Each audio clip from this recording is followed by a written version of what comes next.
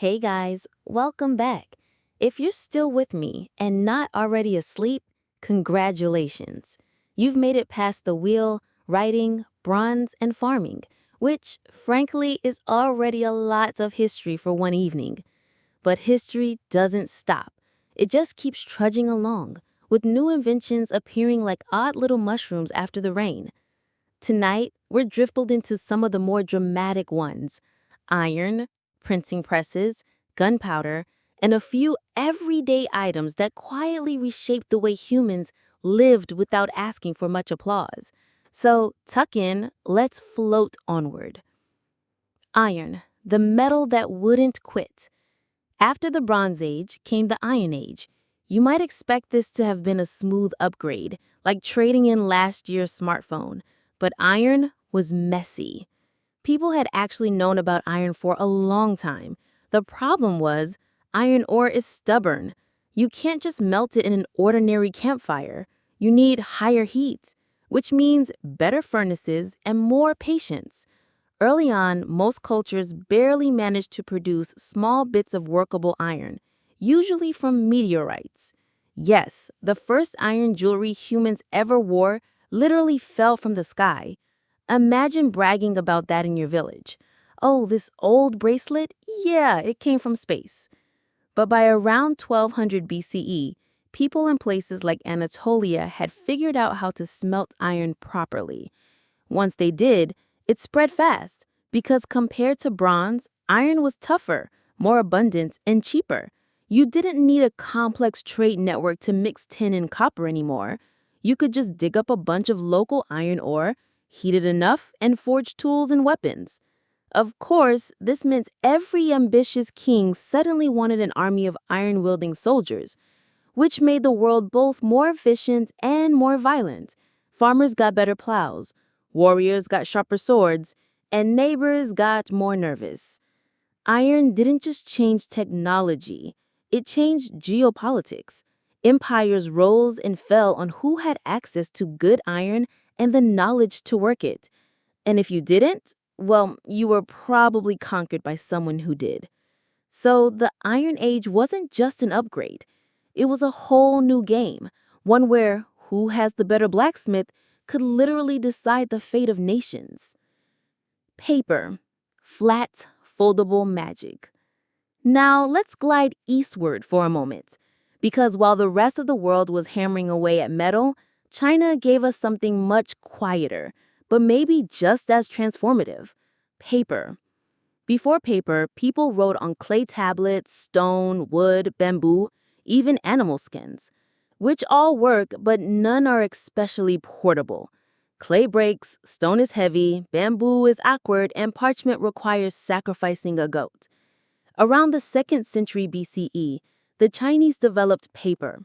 Supposedly, an official named Kailan improved the process in 105 CE, mixing plant fibers, water, and some other bits, then pressing it flat and drying it. Suddenly, you had something light, flexible, and easy to mass produce.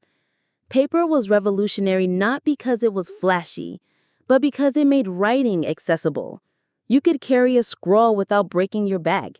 You could store knowledge cheaply. And once printing came along, paper would be the foundation of an entire information explosion. It's funny to think about, though. We went from carving laws into stone to scribbling them on flimsy sheets that tear if you sneeze too hard. But that's the charm of invention. It's not about looking sturdy. It's about being useful. Gunpowder, the accidental firework that changed warfare. Next stop, gunpowder, another Chinese invention, and this one wasn't originally meant for destruction. In the 9th century, alchemists were experimenting with sulfur, charcoal, and saltpeter, hoping to discover an elixir of immortality. Instead, they got something that went boom. Gunpowder quickly became useful in fireworks, which is a much friendlier application. Bright colors, big bangs, fun festivals.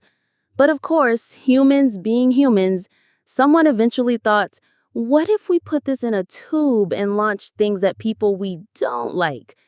By the time gunpowder reached the Middle East and Europe in the 13th century, The military potential was obvious. Cannons smashed down castle walls. Firearms gave ordinary soldiers power once reserved for heavily armored knights. The entire structure of medieval warfare wobbled. Gunpowder didn't just change battles, it shifted societies. The age of the noble knight slowly faded. Castles stopped being impenetrable. Centralized states with strong artillery forces rose in their place. All because a group of alchemists once mixed the wrong recipe while chasing immortality. Which is kind of ironic if you think about it. The quest to live forever instead gave us the ability to destroy each other more efficiently. Classic humanity. The printing press. Too many books, too much knowledge. Now, let's drift into the 15th century and meet Johannes Gutenberg, a man who decided Europe needed a faster way to copy books than hiring monks to spend their entire lives hunched over manuscripts. Around 1440, Gutenberg introduced his movable type printing press. It wasn't entirely his own invention. Printing existed in China and Korea long before, but Gutenberg made it practical for Europe, and the results were enormous. Before printing, books were rare and expensive. Owning a Bible was like owning a sports car. After printing, books spread everywhere. Literacy rose. Ideas spread faster than governments or churches could control them. Martin Luther nailed up his theses, and thanks to printing, they went viral in ways the Catholic Church did not appreciate.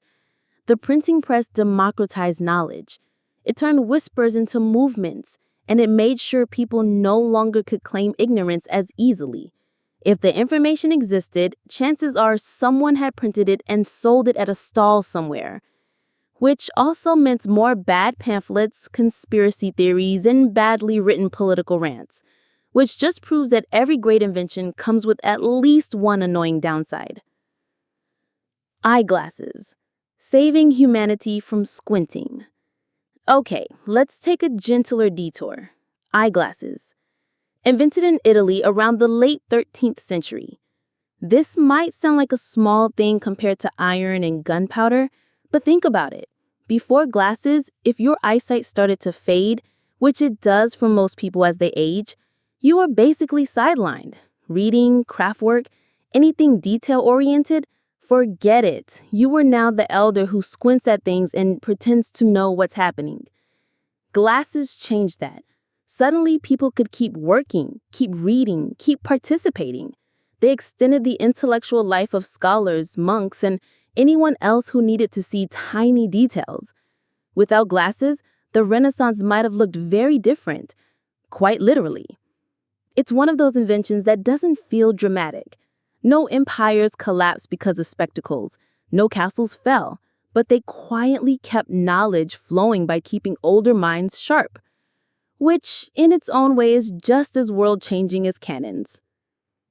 Clocks. Humanity gets obsessed with time. Another invention that crept upon civilization was the mechanical clock.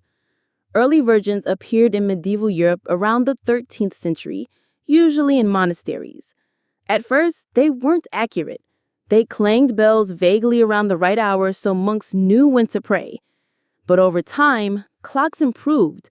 By the 14th and 15th centuries, town squares boasted huge mechanical clocks, proudly ticking away. This changed more than people realized. Because before clocks, time was flexible. You worked when the sun rose, rested when it set. Days were long in summer, short in winter, and nobody stressed about it too much.